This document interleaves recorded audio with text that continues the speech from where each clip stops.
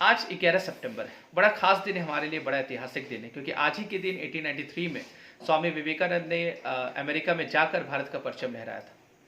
वो बताए थे कि भारतीय संस्कृति क्या है, वो पूरे विश्व के सामने उन्होंने रखा था कि वेदांत क्या है। क्योंकि 1893 से पहले भारतीय संस्कृति के बारे में बड़ा दुष्प्रचार किया जाता था।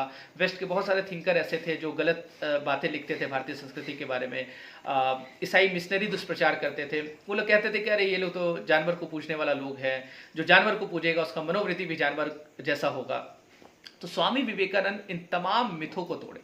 स्वामी विवेकानंद ने विश्व को बताया कि नहीं, जैसा तुम समझता है वैसा भारतीय संस्कृति नहीं है। भारतीय संस्कृति तो बहुत विराट संस्कृति है। भारतीय संस्कृति तो समावेशी संस्कृति है। हम तो सभी को अपने में शामिल कर लेते हैं। हम किसी का विरोध नहीं करते। हमारे यहाँ तो सगुण भक्ति भी होता है, हमारे यहाँ निर्गुण भी होता है। हम तो ब्रह्म को निर्गुण भी देखते हैं, ब्रह्म को सगुण रूप में भी देखते हैं। हमारे यहाँ मूर्ति पूजा भी होता है, हमारे यहाँ मूर्ति पूजा लोग नहीं भी करते हैं। मतलब आप जिस तरीके से ईश्वर को पूजना चाहते हैं आप उस तरीके से पूछ सकते हैं। हमारे यहाँ कोई रोक नहीं। हमारे यहाँ कोई एक ग्रंथ नहीं है कि यही ग्रंथ जो है ये अंतिम सत्य है। कोई भी एक ग्रंथ अंतिम सत्य नहीं बता सकता। तो जब ईश्वर अनलिमिटेड है, ईश्वर का ज्ञान अनलिमिटेड है, तो उसको समझने के लिए भी हमें क्या चाहिए? अनलिमिटेड सोर्स चाहिए, अनलिमिटेड हमें ज्ञान की जरूरत है, तब हम उस ईश्वर को समझ पाएंगे। तो वो बताते हैं कि जब पूरे विश्व में लोगों के साथ अत्याचार होता था, जब यहूदियों के साथ अत्याचार हुआ था, तो भारतीय संस्कृति ने अपने में समावेश कर लिया था, उसको जगह दिया था। जब ईरान में पर्शियन लोगों के साथ अत्याचार हुआ था, तो पारसी लोग भारत में आके वो जगह लिए थे। तो भारतीय संस्कृति तो सभी को स्वीकार करने वाला संस्कृति है। तो आज के दिन ही स्वामी विवेकानंद लोगों का मिथ तोड़े थे। और 1893 के बाद, आज के बाद किसी भी वेस्ट थिंकर का हिम्मत नहीं हुआ कि वो भारत के बारे में कुछ गलत लिखे। तो ये विवेकानंद का ताकत था। हम आज की पीढ़ी जो हम लोग हैं, हम लोग क्या सीख सकते हैं विवेकानंद से? तो आज मैं कुछ बातें आपको बताऊंगा विवेकानंद से संबंधित, क्योंकि नरेंद्र नाथ दत्त से विवेकानंद का सफर, स्वामी विवेकानंद का सफर, ये मैंने एक वीडियो में बताया है। आपने नहीं देखा हुआ तो आप देख सकते हैं। ज्ञान सागर के प्लेलिस्ट में जाकर आप देख सकते हैं। स्वामी विवेकानंद के बारे में मेरा वीडियो है। आज हम लोग मिनी मेरा फोकस जो होगा वो फोकस होगा युवाओं पर, क्योंकि स्वामी विवेकानंद हमेशा मैसेज देते थे कि जो युवा का ऊर्जा है, यदि वो सही दिशा में काम करे तो हम लोग बहुत आगे बढ़ सकते हैं। हम लोग को सफल होने से कोई नहीं रोक सकता। हम विश्व गुरु बन सकते हैं। तो विश्व गुरु कैसे बनेंगे?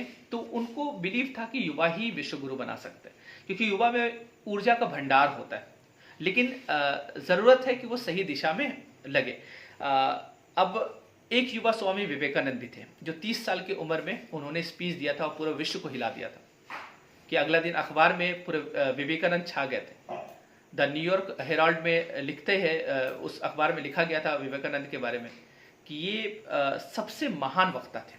कल जितने भी लोग बोले, सबसे महान द ग्रेट स्पीकर कौन थे? तो स्वामी विवेकानंद। उन्होंने बताया कि ये जिस देश से आए हैं वहां पे ऐसे ऐसे विद्वान लोग रहते हैं, और ऐसे विद्वान वहां पे रहते, तो वहां पे ईसाई मिशनरी को भेजना तो मूर्खतापूर्ण बात है। तो ऐसी ऐसी बातें अखबार में छपने लगी जो लोगों के मन में भारतीय संस्कृति के बारे में जो भी गलत दृष्टिकोण था, वो सारे दृष्टिकोण उन्होंने क्या किया? बदल दिया। तो वो एक युवा थे, 30 साल के युवा। और आज के युवा क्या कर रहे? सैयारा मूवी देख के अपने सर को पटक रहे। तो हमें सीखनी चाहिए कि स्वामी विवेकानंद हम लोग को क्या बताना चाह रहे थे। तो चलिए मैं आपको एक दो स्टोरी आज बताऊंगा स्वामी विवेकानंद से रिलेटेड, जो आपको मोटिवेट जरूर करेगा। और कहीं ना कहीं हम लोग सही मायने में स्वामी विवेकानंद को एक श्रद्धांजलि तभी दे पाएंगे जब हम लोग उनकी बातों को अपने जीवन में इम्प्लीमेंट करेंगे। सिर्फ उनका फोटो लगा देने से या उनके बारे में दो कोट है ना, कोई कोट 2 लाइन लिख दिए कहीं पे, तो उससे काम नहीं चलेगा। आपको जीवन में इम्प्लीमेंट करना पड़ेगा, क्योंकि हमारे यहाँ तो एक से एक महापुरुष है। हमारा सौभाग्य है कि हम उस देश में रहते हैं जहाँ पे ऐसे से महापुरुष हुए। अब बताइए 39 ईयर है ना, 39 ईयर तक ही वो इस दुनिया में थे स्वामी विवेकानंद।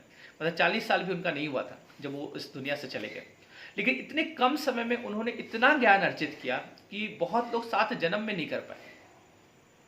और बचपन से ही सीखने का ललक है ना, एक अलग ही उनमें जुनून था। और सवाल पूछना, लोगों से जानकारी लेना, सीखना, मतलब बचपन से वो प्रवृत्ति था। तो वो भी हम लोग को क्या करना पड़ेगा? वो डेवलप करना पड़ेगा, हम लोग को सीखना पड़ेगा। स्वामी विवेकानंद एक बार जब वो पूरे भारत में भ्रमण में निकले, भारत के भ्रमण करने के लिए वो निकले। आपको पता है कि वो हिमालय से लेकर के कन्याकुमारी और इधर बंगाल से लेकर के गुजरात तक पूरे भारत का भ्रमण किया। और भारत भ्रमण में वो लोगों से डिबेट करते थे, लोगों को समझाते थे, महल में भी रहते थे, झोपड़ी में भी रहते थे, जहाँ पे उनको जगह मिलता था, जहाँ पे जो लोग मिलते थे, लोगों को समझाना, ज्ञान देना, मोटिवेट करना। वो बताते थे कि सफलता का सूत्र क्या है, और वेदांत को इतना सरल तरीके से उन्होंने व्याख्या किया है। उनका जो फिलॉसफी है उसको क्या बोलते हैं, नियो वेदांत।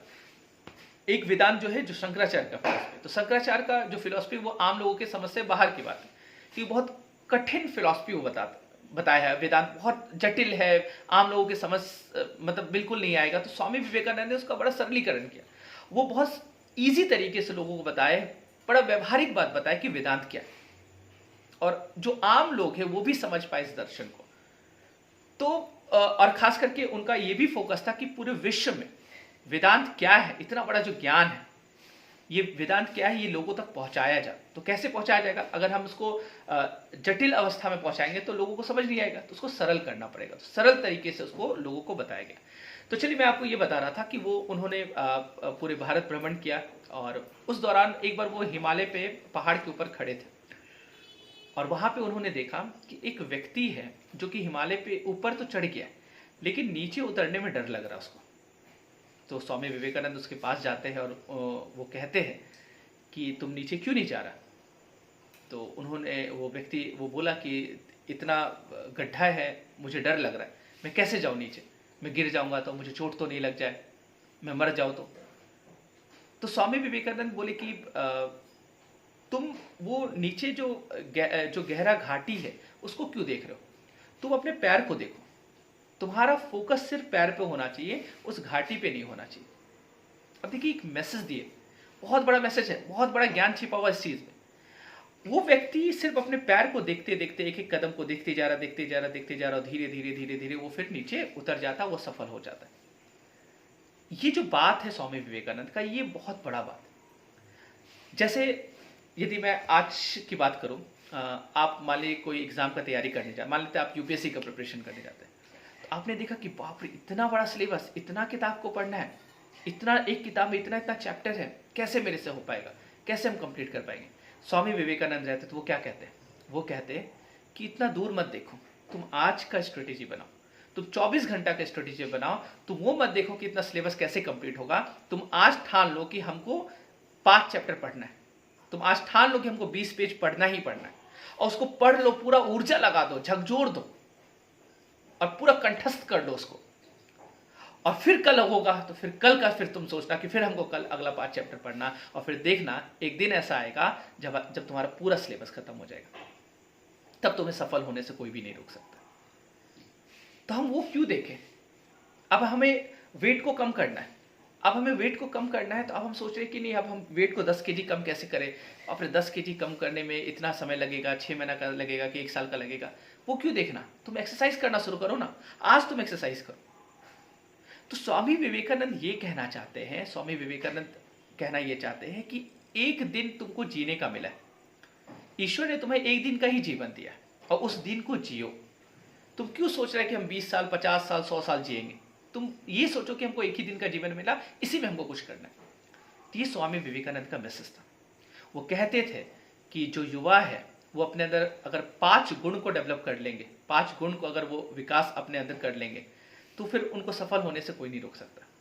एक कहते थे वो कि आत्मविश्वास बहुत जरूरी है, क्योंकि देखिए जैसे प्राचीन काल में कहा जाता था कि जो वेद को नहीं मानता उसको नास्तिक बोलते।